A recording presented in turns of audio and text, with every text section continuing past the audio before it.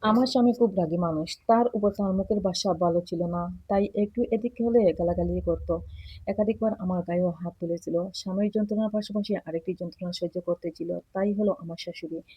আমার শ্বশুর নেই। তিনি আমার বিয়ের আগেই মারা গেছেন। আমার শাশুড়ির সবচেয়ে খারাপ দিকটা ছিল তিনি সবসময় চাইতেন আমার তার ছেলে আমাকে পিটাক। আমার স্বামী যখন আমাকে গালিগালাজ করত কিংবা মারত তখন তিনি আনন্দ পেতেন। এই আনন্দ পাওয়ার জন্য তিনি নানানভাবে তার ছেলের কান বাড়ি করতেন। স্বামী আর শাশুড়ির আচরণে আমি নীরবে কাঁদতাম, কিন্তু সংসার ভেঙে বেরিয়ে যাওয়ার ক্ষমতা আমার ছিল না। কারণ এক, আমার কোনো আয় নেই, দুই, তালাক দেওয়ার আমার পরিবার মেনে নেবে না। নির্ভয় হয়ে আমি শুধু আল্লাহর কাছে কাঁদতাম। অবশেষে আল্লাহ আমার কান্নার উত্তর দিলেন।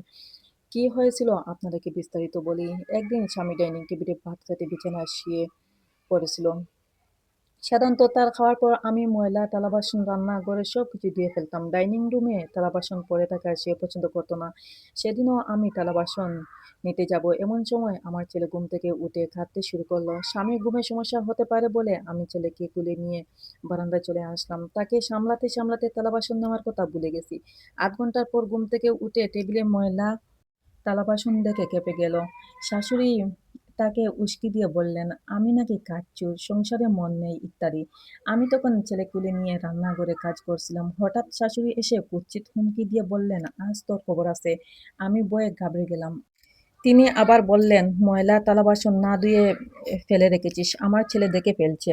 আজকে তোর খবর আছে।" আমি ছেলেকে কোলে নিয়ে তৎক্ষণাৎ উঠানে বের হলাম। ভয় পেয়ে ঘরে ঢুকতে পারছিলাম না। আর শাশুড়ি দাঁড়িয়ে দাঁড়িয়ে সেটা উপভোগ করছিল। কিছুক্ষণ পর তিনি আবার ছেলের রুমে গেলেন তাকে উস্কে দিতে। কিন্তু রুমে ঢুকে তিনি চমকে গেলেন। দেখেন ছেলে নিজেই থালা-বাসন ধুচ্ছে।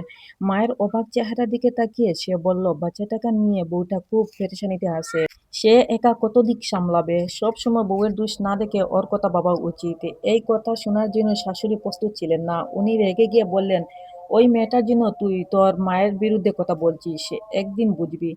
এই বলে রেগে গিয়ে টেবিলের পায়ে হুচুট করে পড়ে গেলেন। পা আর কোমরে মারাত্মক আঘাত পেলেন। এতটাই যে ৩ মাস বিছানা পড়ে থাকতে হলো। এই ৩ মাস পুরোপুরি আমার উপর নির্ভরশীল ছিলেন। খাওয়া-দাওয়া, গোসল, বাথরুম সবকিছু যেন আমাকে লাগতো। এই এই সময় তিনি প্রায় আমার হাত ধরে কাঁদতেন। বলতেন, "হিংসা খুব খারাপ জিনিস বৌমা। আল্লাহ হিংসা পছন্দ করেন না। আমি তোমাকে হিংসা করতাম, তোমার খারাপ চাইতাম। এইজন্য আল্লাহ আমাকে শাস্তি দিয়েছেন। তুমি আমাকে মাফ করে দাও।" ৩ মাস তিনি এ অনেকটা সুস্থ হলেন। একদিন কাজের সামান্য ভুলে স্বামী আবার আমার উপর রেগে গেল। গালিগালাজ শুরু করলো। হয়তো মারতেও যেত। ঠিক সময় শাশুড়ি এসে বলল, "তুই না বলছিস বউটা অনেক কষ্টে আছে। এখন তো আরো বেশি ভাবা উচিত। সে সে এখন শুধু বাচ্চা না, সে আমাকেও সামলাচ্ছে।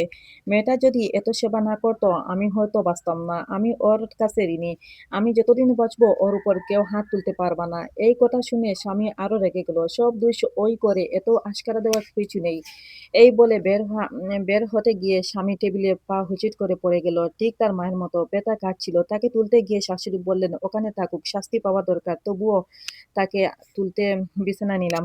সে আমার কাঁধে ভর দিয়ে দাঁড়ালো। তারপর মাথা নিচু করে আমার আর মায়ের দিকে তাকালো। পরদিন সে সুস্থ হয়ে যায়। সেদিন খুব ভয় পেয়েছিল আর সে ভয় থেকে আমাদের কাছে মাফ চেয়েছিল। শেষে বলি, সেই টেবিলের কথা যে টেবিলে আমার শাশুড়ির স্বামী আঘাত পেয়েছিল। ১ম এ মনে হয়েছিল এগুলো কাকতালীয়। পরে বুঝলাম না, তা নয়। কারণ সেই টেবিলের উপর অনেক সময় কোরআন শরীফ রাখা থাকতে। যে কুরআন আমি প্রতিদিন পড়ে কাঁদতাম, আল্লাহ বলছেন কুরআন তেলাওয়াতকারীর সম্মান তিনি বাড়িয়ে দেন। আল্লাহ তার কথা রেখেছেন। আজ শ্বশুরবাড়িতে সম্মান আমার সত্যি বহুগুণ বেড়ে গেছে। সত্যি বহুগুণ। আমি ভাবতেও পারি না, কল্পনাও করতে পারি না যে না আমার সম্মান এত গুণ বেড়ে যাবে। সবকিছু আল্লাহর দয়া।